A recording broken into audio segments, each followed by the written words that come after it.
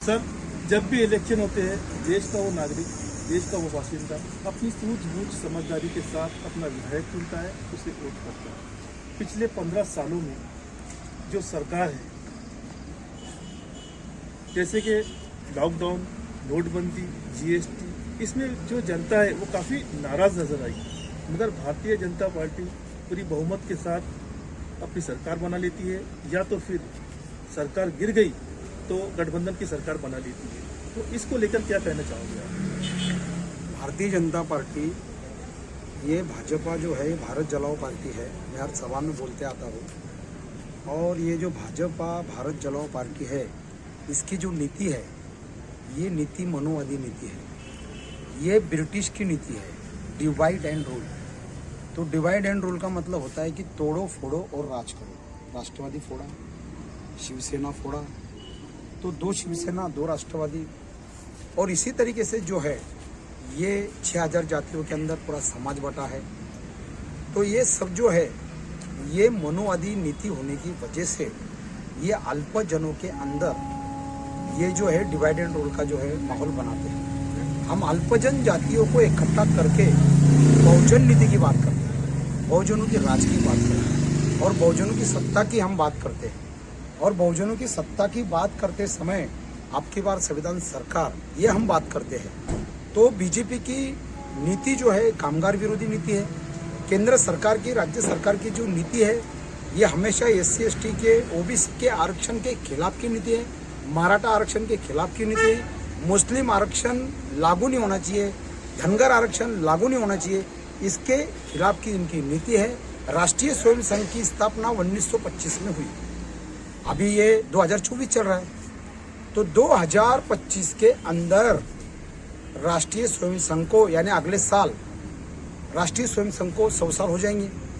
तो डॉक्टर बाबा साहब अम्बेडकर ने जिस तरीके से मनुस्मृति को जलाया 1925 में, उसी तरीके से जो मनुस्मृति बाबा साहब ने जलाया।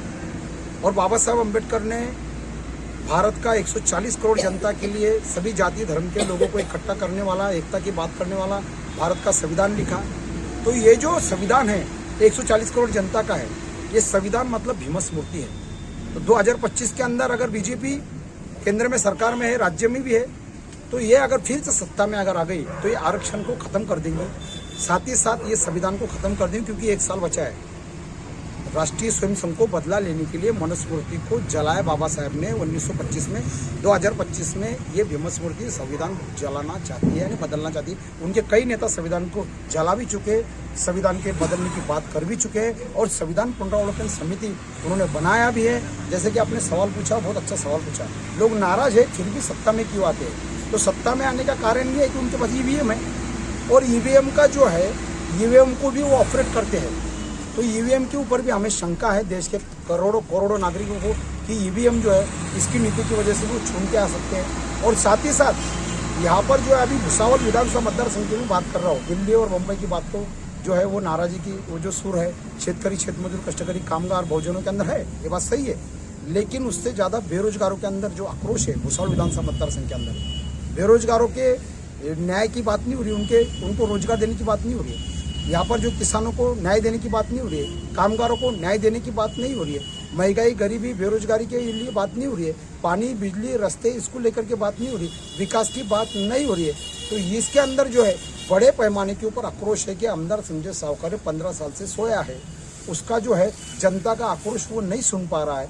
तो हम ये चाहते हैं कि मैं आमदार बनने के बाद में मैं जनता का आक्रोश सुनूंगा, जनता तकरार पेटी रखूंगा, जनता दरबार जो अभी तक आमदार संजय सावकारे ने नहीं भरा है, मैं वो जनता दरबार भराऊंगा। और साथ ही साथ माजी आमदार संतोष चौधरी की जो नीति है, ये नीति जो है, ये SC समाज में का जो संविधानवादी नेता है, जो कामगारों का नेता है, जो बहुजनों का नेता है, ऐसा नेता आमदार नहीं बनना चाहिए, जय भीम वाला नेता आमदार नहीं बनना चाहिए। इसलिए वो संजय सावकारे के साथ में छुपी उसने युति की सर, माजी आमदार संतोष चौधरी ने। इसलिए मेरा नारा है कि आज ही माजी आमदार हटाओ और भुसावल शहर बचाओ, उनके चमचे दलाल हस्तक बड़े हटाओ और भुसावल शहर बचाओ।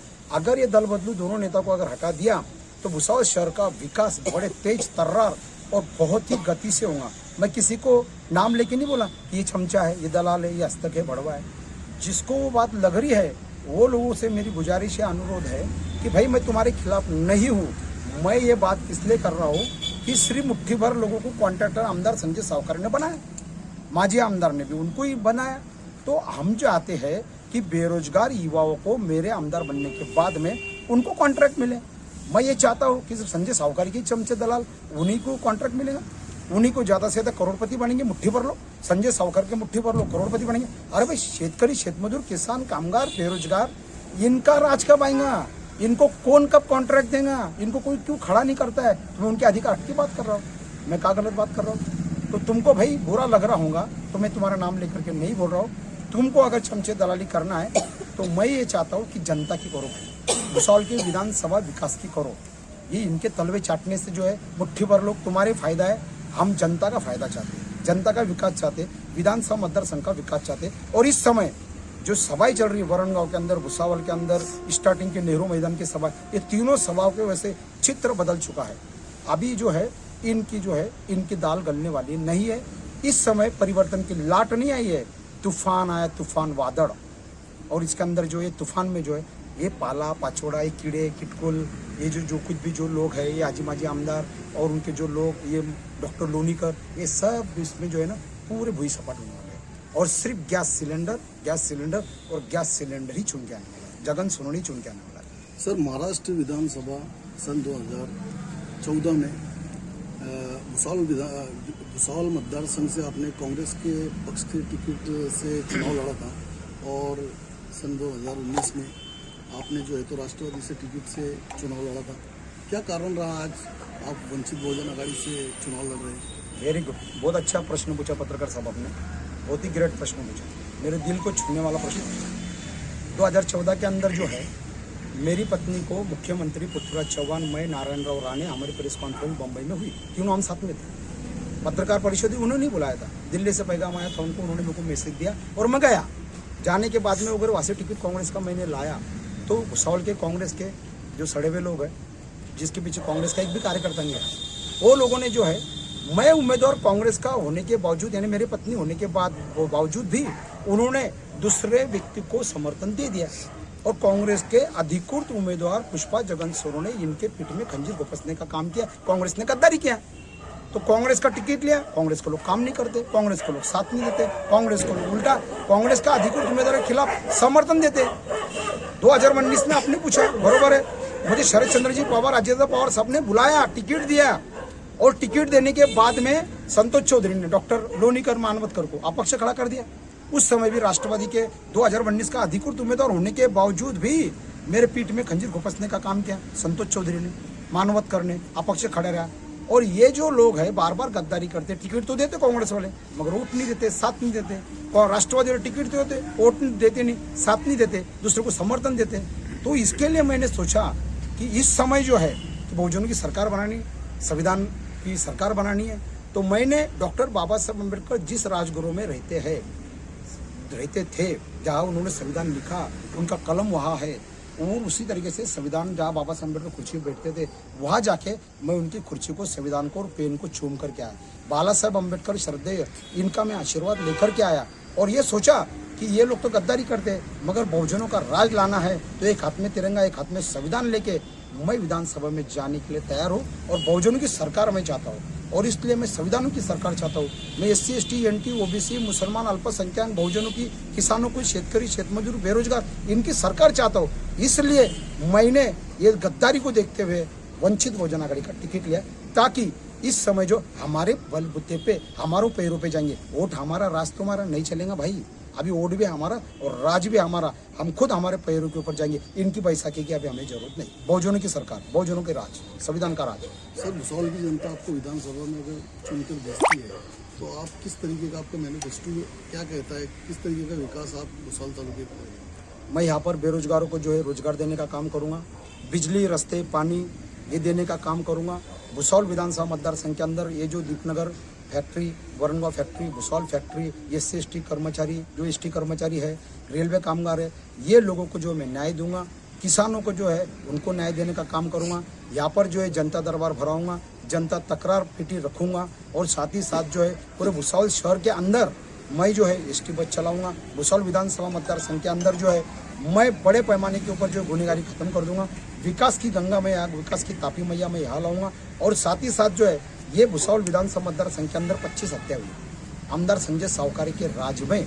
तो आमदार संजय सावकारे जो है गुनहगारी को रोक नहीं पाए, 25 हत्याएं हुई। रोज यहाँ पर जो रिवॉल्वर मिलती है, सलमान खान को धमकी दी जाती है, सिद्दीकी का मर्डर होता है।